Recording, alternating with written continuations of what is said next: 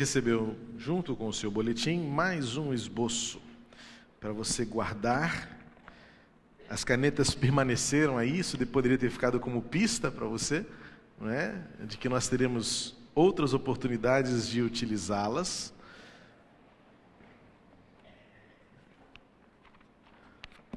E hoje nós vamos começar uma nova série, mais curta, evidentemente, sobre mordomia do dinheiro. O tema mordomia, ele é abrangente. Falar sobre mordomia é pensar sobre a nossa responsabilidade no zelo com aquilo que sabemos não é nosso. Isso inclui administrar bem o nosso tempo, administrar bem o nosso corpo, administrar bem a natureza, administrar bem o mundo em que vivemos, administrar bem nossos recursos. E em 3 mensagens eu quero compartilhar com você princípios bíblicos. Primeiro que eu não vou perguntar para ninguém o que o cara lá pergunta, né? Quem quer dinheiro? Porque não é a minha função aqui. Não vou também ensinar ninguém a ficar rico, porque também não sou. Mas nós vamos descobrir na própria Bíblia o quanto a Bíblia trata deste assunto que é tão delicado na vida de tantas pessoas. É curioso perceber que boa parte das crises que as pessoas enfrentam passa necessariamente pela crise financeira. Domingo que vem nós vamos continuar falando, eu vou trazer alguns números aqui importantes para você avaliar comigo o fato de que até casamentos são desfeitos por causa de dinheiro. Amizades são rompidas por causa de dinheiro. Pessoas perdem o seu futuro por causa de dinheiro. Dinheiro é um assunto delicado a ponto de alguns pastores evitarem falar dele. Seja porque não tem autoridade para falar, ou seja, a sua vida financeira é uma bagunça, ou porque não tem o devido trato com o assunto e acham que vão tendenciar o seu discurso para uma palavra mais dentro da teologia da prosperidade, anunciando ou prometendo aquilo que não podem cumprir, ou falar tanto de dinheiro, vão ser confundidos com outros telepastores que vão à televisão só para falar de dinheiro, mas o problema é que eles não ensinam você a usar o seu dinheiro. Eles dizem que vocês têm que usar o seu dinheiro para sustentar o programa de televisão deles. Eu quero fazer diferente. Eu quero partir de um pressuposto muito diferente. Eu não quero o seu dinheiro, não faço questão dele, e vou dizer o que já disse uma vez aqui, e repito, com toda a convicção: a igreja não precisa do seu dinheiro. Você é que deve se sentir privilegiado por fazer parte do sustento da obra que Deus está fazendo por meio desta igreja. Nós já tivemos experiências maravilhosas nesses 3 anos, suficientes para confiar em Deus que nos dá os recursos necessários. Por exemplo, na época que nós estávamos preparando esse ambiente todo para os nossos 90 anos, irmãos, lembram que eu compartilhei, quem não se lembra vai lembrar agora, que num dia nós estávamos sem dinheiro para pagar os pedreiros. Nosso caixa estava zerado. E eu vim para cá, sentei num banco sujo, empoeirado, porque ainda eram os bancos, e disse: Senhor, e aí? O que nós vamos fazer agora? Esta obra não é tua, não quero que nada aconteça aqui para o nome de ninguém, mas nós precisamos cumprir o nosso compromisso contratado de pagar esses homens que precisam do dinheiro para sustentar. Era uma sexta-feira isso, e pedreiro você sabe que se paga sexta-feira. Naquele dia, às 2 horas da tarde, um casal de irmãos idosos procurou nossa tesouraria para dizer: nós estamos muito tempo viajando, afastados da nossa casa, e nós queremos acertar, colocar em dia o nosso dízimo, porque já há 6 meses que nós não entregamos a nossa contribuição. Não era um dízimo exorbitante, ninguém ficou rico por causa daquilo, e nem eles ficaram mais pobres por terem entregue aquele dízimo naquele dia, mas era naquele dia a quantia exata que nós precisávamos para cá com os nossos compromissos. Isso ensina-nos a colocar em ordem a nossa vida financeira, pois partimos do pressuposto de que tudo aquilo que somos, tudo aquilo que temos, é fruto da nossa vivência com Deus. Outros exemplos eu teria para compartilhar aqui, mas não há tempo para isso, precisamos avançar. Mas certamente no domingo que vem, no outro domingo, quando nós ainda falaremos sobre o seu dinheiro para a glória de Deus, eu vou compartilhar com você alguns exemplos acerca da fidelidade de Deus, do quanto vale a pena colocar em Deus a nossa confiança. Vamos partir do seguinte princípio preliminar. Coloque sua carteira em ordem. E para colocar, eu gosto muito de colocar minha carteira em ordem, mesmo quando tem pouco dinheiro. Eu não sei se você tem essa sistemática, mas eu ponho o dinheiro cara com cara. Eu tenho pavor de pegar bolo de dinheiro com dinheiro tudo de cabeça para baixo. E eu boto da nota maior para menor. Normalmente tem sempre a menor, né? Tem muito mais menor para organizar do que a maior. Mas quando tem alguma grande, eu ponho a grande por baixo e viradinha, dobradinha, para que se algum malfeitor me abordar, ele vai ver primeiro a nota menor e vai dizer, coitado desse homem, vou liberar. Como eu vi uma vez um jovem que foi assaltado, clamou em nome de Jesus e o cara até deu o dinheiro da passagem para ele ir embora para casa. Ele falou, como é que eu vou embora agora? Você me levou todo o dinheiro. Eu falei assim, você é um cara legal, toma aqui o dinheiro da passagem para você ir para casa. Coloque a sua carteira em ordem. Para colocar a sua carteira em ordem, a primeira coisa que você precisa entender é que Deus é dono de tudo. O dinheiro que você tem em suas mãos não lhe pertence. Esse é o primeiro princípio da mordomia. É saber que como mordomos não somos proprietários de nada. Vamos ler todos juntos o que diz Romanos 11:36? Porque dele, por meio dele e para ele são todas as coisas. A ele, pois, a glória eternamente. Amém. Esse texto já era o suficiente para eu pregar tudo o que eu preciso pregar hoje de manhã. Mas eu preciso falar mais coisas, então eu vou passar rapidinho por ele. E quero que você guarde uma coisa. Se você quiser anotar no seu esboço, o seu esboço não é feito só para você preencher lacuna, não. A parte de trás aqui é toda em branco para você anotar tudo que você achar mais interessante. Olha o que esse texto diz. Ele tem 3 verdades principais. Dele. O que é isso? Propriedade. Tudo pertence ao Senhor. Por meio dele, ou seja, tudo vem dele. Você acha que alguma coisa do que você tem, do que você arrecadou, do que você reuniu, é fruto exclusivo, prioritário das suas capacidades? Se você acha que sim, você está falhando essencialmente na concepção para colocar a sua vida financeira em ordem. Porque o senso de gratidão, de reconhecimento de que tudo que temos vem do Senhor, é por meio dele, nos ajuda a colocar em ordem nossas finanças. E depois, para ele são todas as coisas. Tudo pertence ao Senhor, tudo vem dele, tudo é para ele. Ou seja, o seu dinheiro é para a glória de Deus. Aí eu pergunto, como cristãos, nossas finanças estão glorificando a Deus? Se formos avaliar o nosso orçamento financeiro do mês, se formos avaliar as contas que pagamos ou não pagamos, estamos glorificando a Deus por meio do nosso dinheiro? Primeira coisa é entender que Deus é dono de tudo. Segunda verdade, nossos valores, nossas escolhas refletem os nossos valores. Mateus 6:21 diz assim, todos juntos? Pois onde estiver o seu tesouro, aí também estará o seu coração.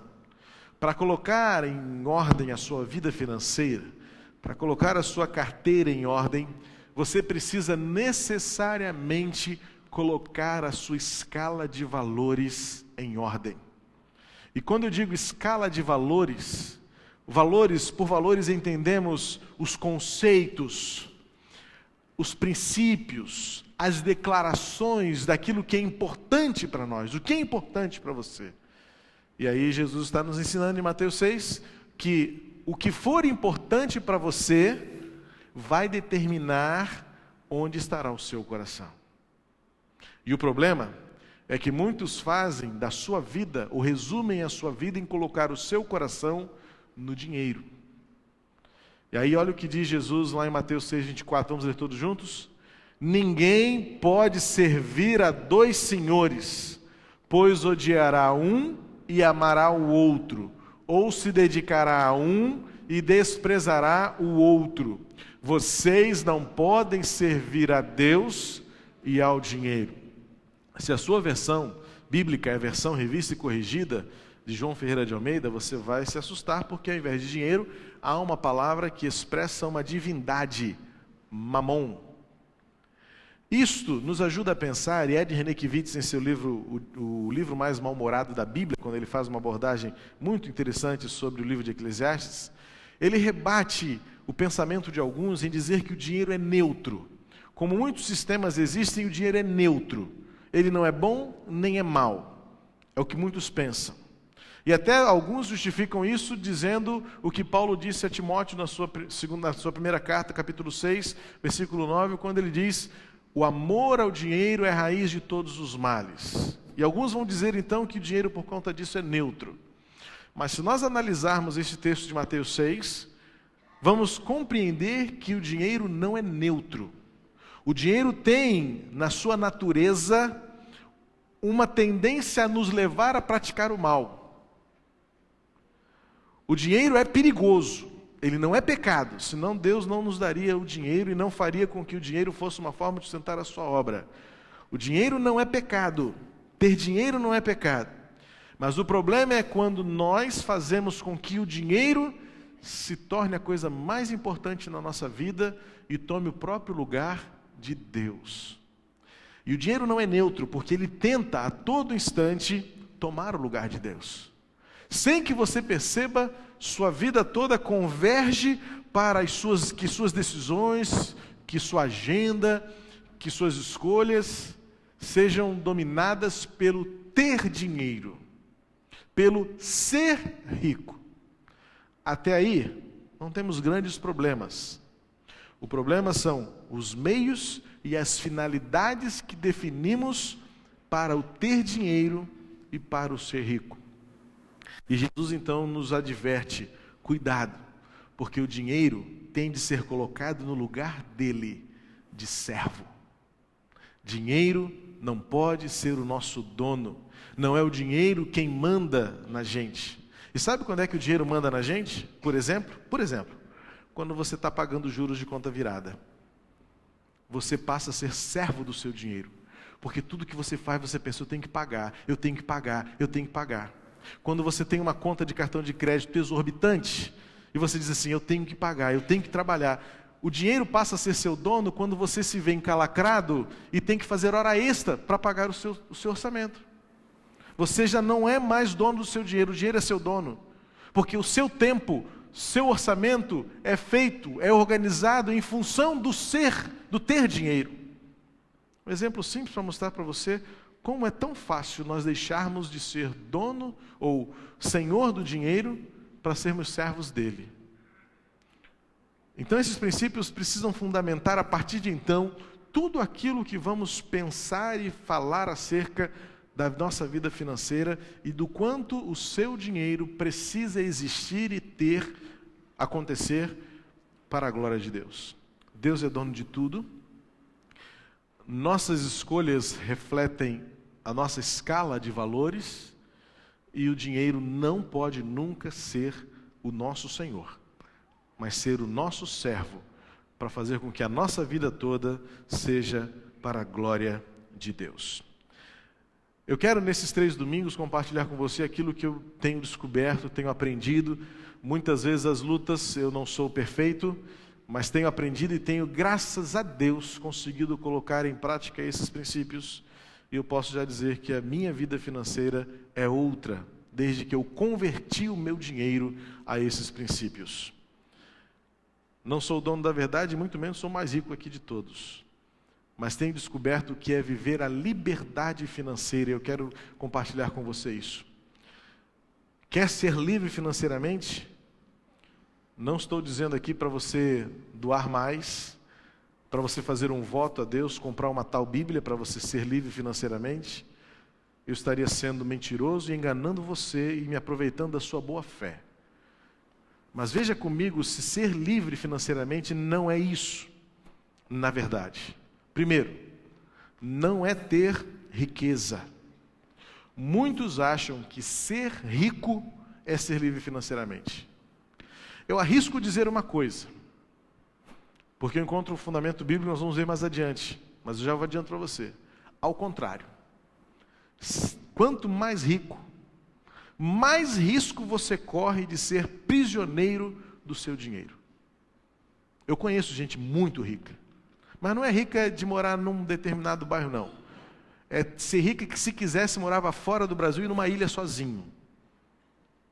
Não conheço, não é que seja meu amigo, mas sei de gente assim. Só que essas pessoas muitas vezes perdem o sono, porque vão perder da noite para o dia 5 milhões de reais. E você pensa, mas 5 milhões é muito dinheiro? É, mas para quem ganha de uma vez só 80 milhões de participação de lucros numa empresa, 5 milhões é pouco. Mas essa pessoa é capaz de perder o sono. E muitas vezes, uma pessoa que tem este tipo de orçamento, faz contas de moedas que vêm do troco do lanche da padaria, porque ela se tornou prisioneira do seu dinheiro. Ser rico, portanto, não é ter riqueza. Mas eu volto a falar que ser rico não é pecado, porque Salomão era o homem mais rico do mundo na sua época. Mas ele descobriu e escreve isso no livro de Eclesiastes, que isso não trouxe paz ao seu coração. Ser rico não é pecado. O pecado é você achar que ser rico vai fazer você feliz. Portanto, liberdade financeira não é ter riqueza. Felicidade financeira ou liberdade financeira não é ter tudo o que você quer. E olha, você e eu sabemos que o maior apelo que nós vivemos hoje é você poder ter tudo o que você quer. Não é isso que os cartões de crédito dizem? Porque você merece. Você vai no shopping, tem banners, galhardetes, as vitrines estão estampadas. Esse fim de semana passamos numa loja e eu brinquei com a Jane na rua, uma loja de rua, e estava assim, descontos de até 60%. Aí na vitrine eu vi uma almofadinha de fuxico. Eu falei assim, querida, 60% descer nessa almofada aqui. E por essa loja, pelo tipo dela, a almofada deve ser R$500. E os 60%, então, ela sai por R$200. Porque ninguém dá dinheiro para ninguém. E você acha que você pode ter tudo o que você quer.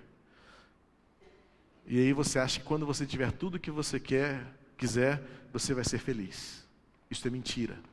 E é mentira do diabo para tirar a sua paz, para bagunçar a sua vida, para desorganizar a sua cabeça, para acabar com a sua família, para acabar com o seu casamento, para tirar você até do seu emprego. Porque eu já vi muita gente trocar a estabilidade por uma falsa promessa de crescimento e depois voltar com as mãos abanando, dizendo, fui enganado. Por quê? Porque foi sagaz, almejou, ambicionou, achou que poderia ter tudo o que queria e descobriu que ter tudo o que eu quero não me faz feliz. O apóstolo Paulo já disse isso quando escreveu aos Filipenses, aprendi a contentar-me com o que eu tenho. Portanto, liberdade financeira, felicidade nas finanças, não é você ter tudo o que você acha que pode comprar. Porque senão, você será insaciável. E é isso que o mundo apregou para nós. Você já percebeu que todo mês do ano tem uma coisa para você comprar presente para alguém? Além do mês de aniversário? Nos Estados Unidos, o Dia dos Namorados é em fevereiro. No Brasil é dia 12 de julho, foi ontem. Só que, coincidentemente, nós tivemos a Páscoa, o Dia das Mães, em julho é o mês de férias, todo mundo já está gastando horrores porque tem que aproveitar as suas férias, agosto, Dia dos Pais. Se não criarmos alguma coisa em junho, nós vamos perder mercado. Então vamos inventar alguma coisa. E se você perceber, as campanhas publicitárias, elas emendam uma na outra. Acabou o Dia dos Namorados ontem. O assunto agora é Copa, então você tem que comprar a última televisão.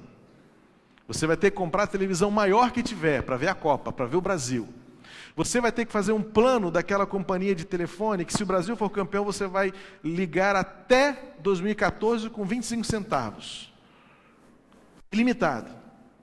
Então as campanhas são sempre motivadas pelo momento que estamos vivendo. Vai acabar a Copa no dia 11 de julho e nós vamos começar a ouvir falar Dia dos Pais. Dia dos Pais vai passar e nós vamos ouvir falar na Semana da Pátria, aí vem um monte de coisa, compre televisão, compre não sei o quê. Aí depois vem Dia das Crianças e assim um ano passa e você foi o tempo todo aliciado para comprar o que você não precisava. Você alguma vez já fez uma experiência com você e falou para o seu namorado, não vamos comprar nenhum presente esse ano? Ao contrário de comprar o presente só no dia dos namorados, vamos comprar pequenas coisas mais baratas.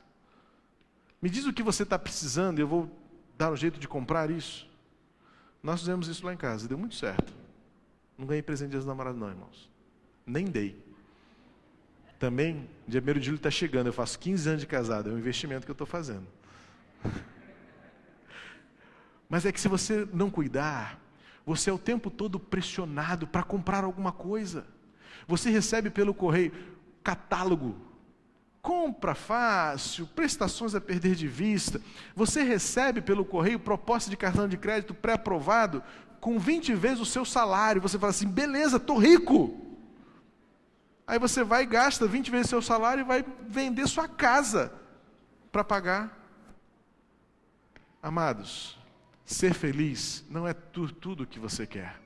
Ser feliz, como diz o apóstolo Paulo, é aprender a agradecer pelo que você já tem. E o que você tem, eu tenho toda a certeza do mundo que o que você já tem é suficiente para você viver. Mas já que felicidade financeira ou liberdade financeira não é ter riqueza e não é ter tudo o que quer, vamos ver o que seja então? Primeiro, é viver livre da ansiedade e preocupação quanto ao seu dinheiro. Olha que beleza! Você já se imaginou um dia poder dormir sem estar preocupado que vai pagar juros, que a conta vai vencer e você não tem dinheiro ainda? Você já pensou poder dormir em paz, chegando em casa mais cedo, porque você está morrendo de saudade da sua mulher e não vai precisar ficar fazendo hora extra? Isso é felicidade. É você viver livre da preocupação quanto ao ter dinheiro. É também descobrir a alegria de viver com o que se tem. Acabei de dizer isso e está aí reafirmado, que a verdadeira liberdade financeira é você descobrir pela fé e pelo seu relacionamento com Deus que você já tem o que você precisa. E que se você tiver alguma coisa a mais, é fruto do que diz Efésios 3, 21 e 22. Pois aquele que é glorioso para fazer infinitamente mais além daquilo que pedimos ou pensamos. A graça de Deus, que nos dá além daquilo que merecemos. E que muitas vezes nos dá além daquilo do que precisamos. Bom, se liberdade financeira não é ter riqueza, se felicidade financeira não é ter tudo o que se quer, é viver livre da ansiedade e preocupação quanto ao dinheiro e descobrir a alegria de viver com o que se tem, como é que eu posso descobrir então alguns princípios que são práticos e acima de tudo, bíblicos? Você vai observar que eu não tirei nada da minha cabeça. Na verdade, nem fui só eu. Tem aí um Bittencourt entre parênteses, porque esses princípios foram compartilhados pelo Ebenezer Bittencourt, diretor executivo do Instituto Haggai. Tem até um representante aqui, que é o Fernando Leite, foi meu monitor lá no Seminário Nacional. E no seu trabalho sobre liberdade financeira, ele sugere, à luz da Bíblia, a prática desses princípios que são bíblicos. Portanto, nem ele nem eu inventamos isso. Está na Bíblia. E nós vamos descobrir algumas coisas preciosas acerca dos princípios para a liberdade financeira em 10 minutos. Primeiro, faça a diferença entre necessidade e desejos. Muito simples e muito prático. O que eu quero é o que eu preciso ou é o que eu quero? Russell Shedd já disse que quando ele era criança, veio ao Brasil e visitou a primeira galeria, o primeiro shopping center. Seus pais eram missionários na Bolívia e ele criança ainda, imagina, sei lá em que década foi isso. Ele foi a São Paulo, onde tinha a primeira galeria, não sei qual era lá, se 25 de março, onde era. E quando voltou, o seu tio perguntou, e aí, Russell, gostou do que você viu? Ele disse, nunca vi tanta coisa no mesmo lugar que eu não precisasse. Essa é uma excelente definição de shopping center. Eu, particularmente, tenho até fugido de shopping center, porque eu não gosto do movimento, me irrita. Ir ao Norte Shopping sábado à noite é coisa para maluco. Quando alguém me convida, e já aconteceu, para ir num jantar de aniversário, eu vou de táxi, porque eu não sou doido de ficar rodando com o carro lá. 1 hora, como já aconteceu uma vez, foi para nunca mais. Ficar procurando vaga para estacionar carro. Por que você tem que ir lá no shopping sábado à noite? Por quê? Gente, tente diferenciar o que é necessidade, o que é vontade. Eu quero ou eu preciso? Se eu preciso, eu vou. Se eu quero, eu posso querer depois. Então dá um jeito de outra hora. Nem que seja domingo à tarde, que é bem mais tranquilo para fazer compras. Mas depois volta para o culto, que começa às 7 horas. Vamos ler todos juntos, Filipenses 4,19 primeiro. Todos juntos. O meu Deus suprirá todas as necessidades de vocês, de acordo com as suas gloriosas riquezas em Cristo Jesus. Isto é fé, amado. Ou você crê que Deus vai lhe dar tudo o que você precisa, ou você vai viver encalacrado nos juros, sem dinheiro, porque você acha que você sempre precisa de mais alguma coisa, e você vai atender à sua vontade e não à confiança em Deus. Em Mateus 6,25, portanto eu lhes digo, não se preocupem com a sua própria vida, quanto ao que comer ou beber, nem com o seu próprio corpo, quanto ao que vestir. Não é a vida mais importante que a comida e o corpo mais importante que a roupa? O que é mais importante para você? A sua escala de valores determina as suas decisões. E as suas decisões têm um impacto concreto no seu dia a dia. Segundo, aprenda a contentar-se com uma vida mais simples. 1 Timóteo, o apóstolo Paulo escreve assim, por isso, tendo o que comer e com o que vestir-nos, estejamos com isso satisfeitos. Amados, o nosso problema é porque nós não colocamos em prática a palavra de Deus. Nós não temos a ousadia de dizer, eu vou viver isso. A nossa fé é muito limitada. A nossa fé, como eu sempre digo, ela é utilitarista. Você diz ter fé para crer que Deus pode te dar um emprego melhor. Você tem fé para acreditar que Deus pode te dar um aumento esse mês. Deus pode te dar... Você tem fé para ganhar na loteria.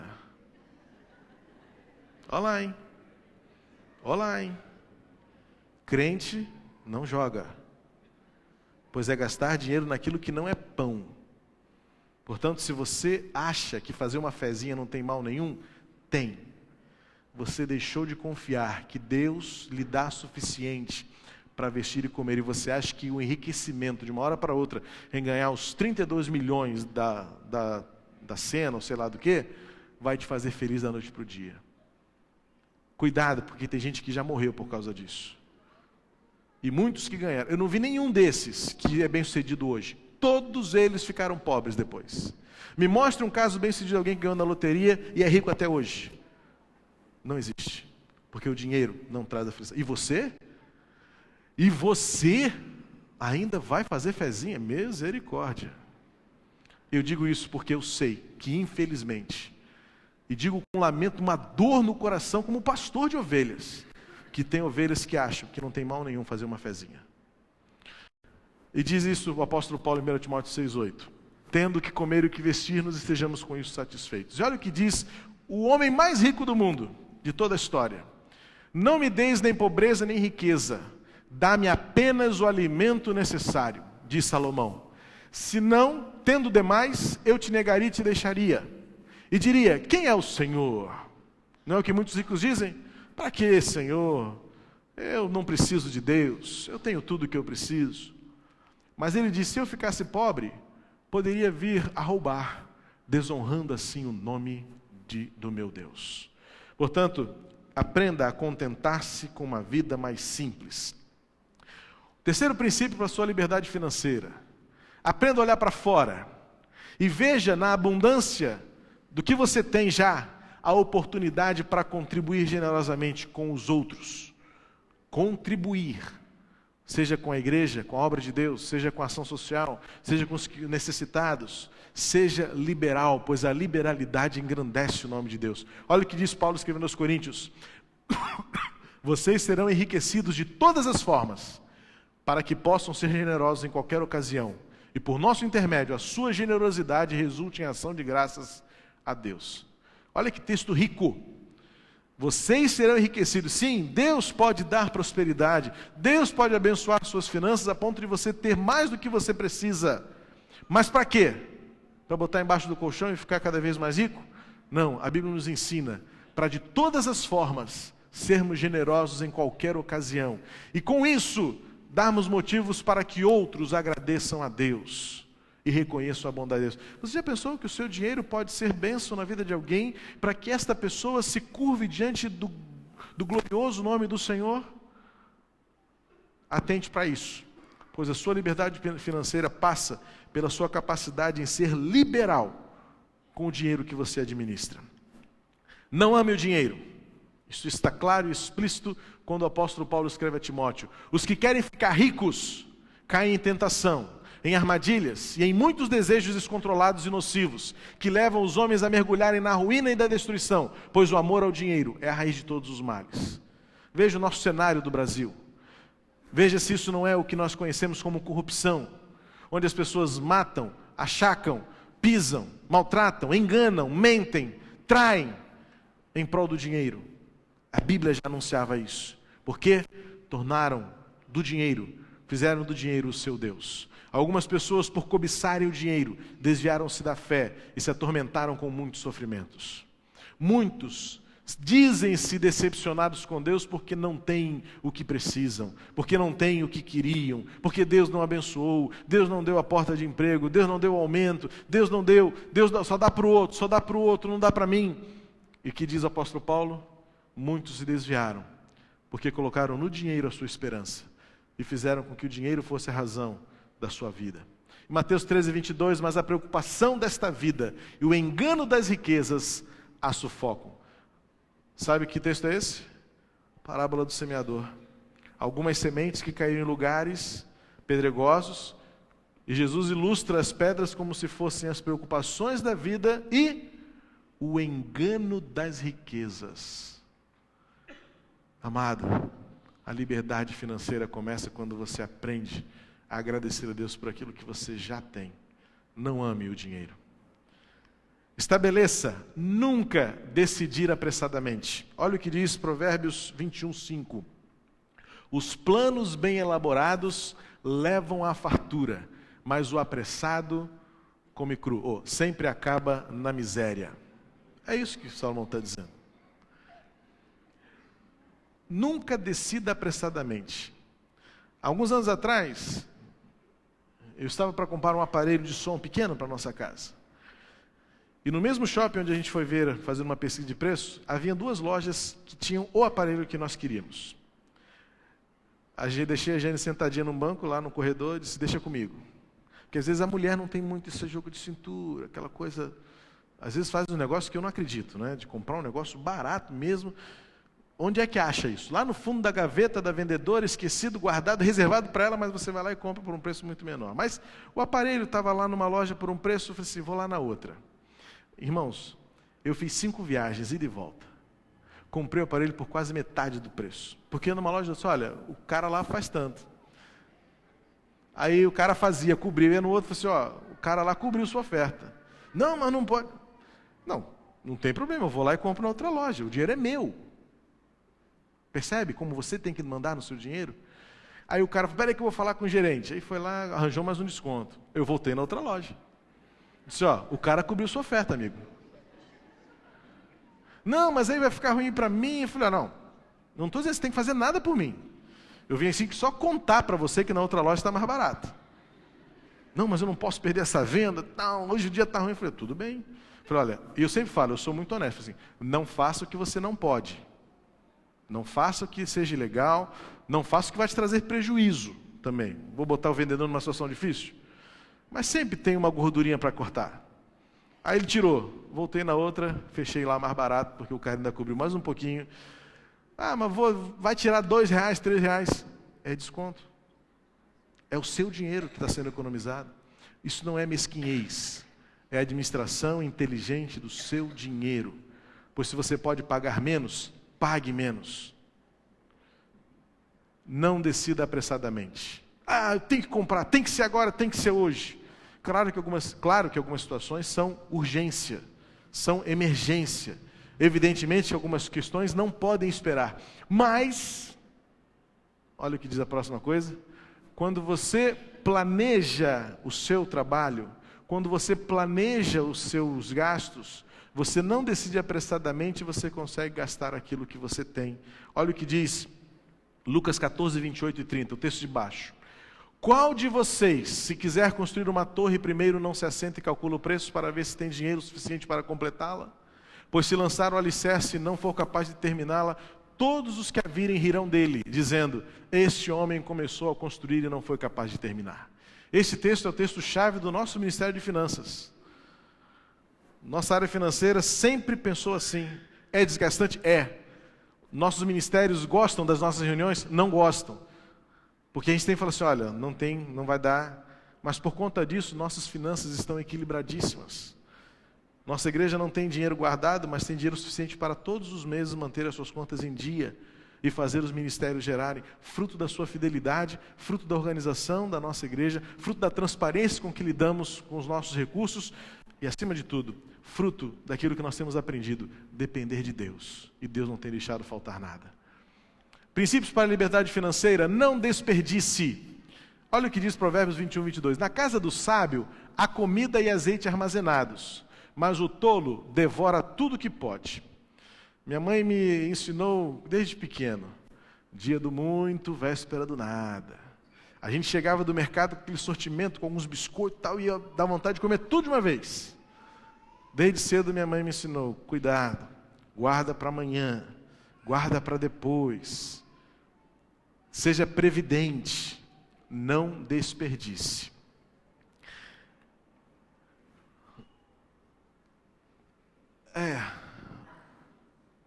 Mas pastor, eu estou precisando. Mas olha o que diz o princípio bíblico em Provérbios 22, 7. O rico domina sobre o pobre. Quem toma emprestado é escravo de quem empresta. Quem semeia a injustiça, colhe a maldade. O castigo da sua arrogância será completo. Princípio bíblico. Não peça emprestado. Faz de uma outra maneira. Encontre uma outra saída. Corte. Adie. A gente pode depois conversar mais especificamente sobre aquilo que tem sido princípios práticos na questão orçamentária. Mas muitas vezes você gasta com algumas coisas que podem esperar para você saldar a sua dívida hoje e viver tranquilo amanhã. Cortar gorduras no seu orçamento pode livrar você de se tornar escravo de quem emprestou para você. Outro princípio. Aqui é um tema delicado. E por isso que eu fiz questão de botar aqui um texto bíblico grande para mostrar. Fuja de ser avalista. Quando alguém me procura, eu sempre tenho a oportunidade de dar essa orientação, eu sempre digo, não faça aluguel com avalista. Não tenha ninguém como seu fiador. Pastor, mas só faz com... Não, se você pesquisar, haverá um lugar, em alguma casa, em algum imóvel, alguma imobiliária que aceitará um outro tipo de negociação, como, por exemplo, luvas, de 4 alugueres, ou às vezes um período maior ou menor, mas porque é bíblico. Olha o que diz o texto. Meu filho, se você serviu de fiador do seu próximo, e o rei Salomão já está dizendo o seguinte, olha, não vem com essa de que é meu irmão, minha mãe, não, eu só não sou para quem é de fora, mas para quem é da família eu sou. Olha o que diz a Bíblia, para quem é seu próximo, se com aperto de mãos empenhou-se por um estranho e caiu na armadilha de palavras que você mesmo disse, está prisioneiro do que falou.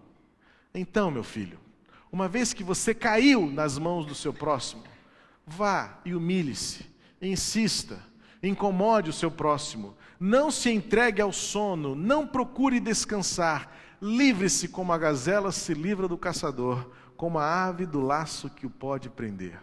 E Provérbios 11:15. Quem serve de fiador certamente sofrerá, mas sem que se nega a fazê-lo, está seguro. Eu não recomendo a ninguém ser fiador de ninguém. É um princípio de vida. Porque por experiência eu já vi relacionamentos de pai e filhos terminarem por causa disso. Já vi pais perderem seus imóveis de anos, alguns de herança de pais que morreram porque foram fiadores de filhos nécios. Negócios que foram desfeitos por causa de fiança ou de avalista sem caráter. Cuidado. É bíblico isto. Eu não estou dizendo nada impossível, eu não estou dizendo nada absurdo. Primeiro, porque é bíblico. Segundo, porque não é absurdo. Nós temos outros meios de negociar. Temos as luvas, temos outros meios de fazer o contrato, mas cuidado, é um alerta bíblico. Ser fiador, é o que diz o texto, é algo que certamente nos fará sofrer.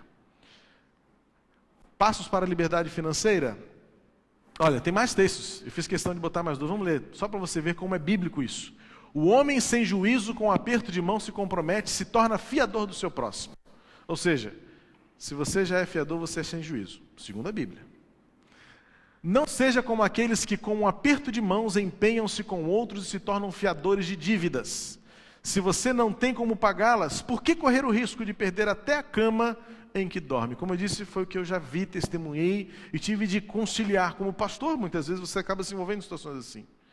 Pastor, eu estou perdendo a minha casa, porque eu fui avalista da minha sobrinha, do meu filho, e você vai perder até a cama onde dorme. Isto é princípio bíblico.